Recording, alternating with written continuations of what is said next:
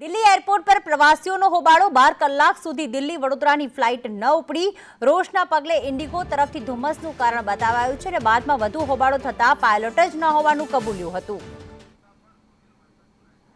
ત્યારે જે મુસાફર છે જે દિલ્હી એરપોર્ટ પર અટવાયા છે તેઓ સુનિલભાઈ વણકર અમારી સાથે ફોન લાઈન પર જોડાઈ ગયા છે. સુનિલભાઈ નમસ્કાર, સ્વાગત છે આપનું. સુનિલભાઈ, કેટલા વાગ્યાથી આપ ત્યાં દિલ્હી એરપોર્ટ પર ફસાયેલા છો અને ફ્લાઇટ ન ઉપડવાનું કારણ શું દર્શાવવામાં આવ્યું?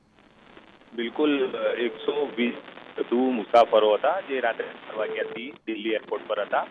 4:35ની ફ્લાઇટ હતી દિલ્હીથી વડોદરાની, પણ બોર્ડિંગ હતું 3:35નું. પણ ત્યારબાદ મેસેજ આવ્યો કે હવે તમારી જે ફ્લાઇટ છે તે વડોદરામાં હવામાન સારું નથી,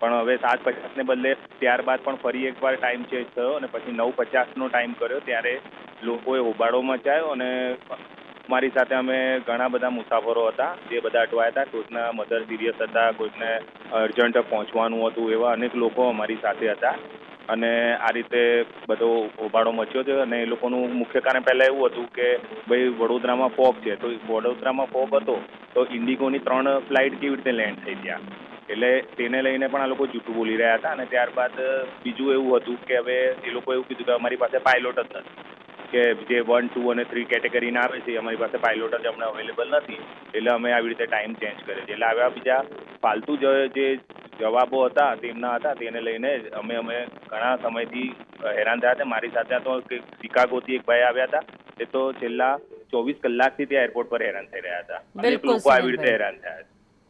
બિલકુલ, આભાર સંદેશ ન્યૂઝ સાથે વાત કરવા બદલ.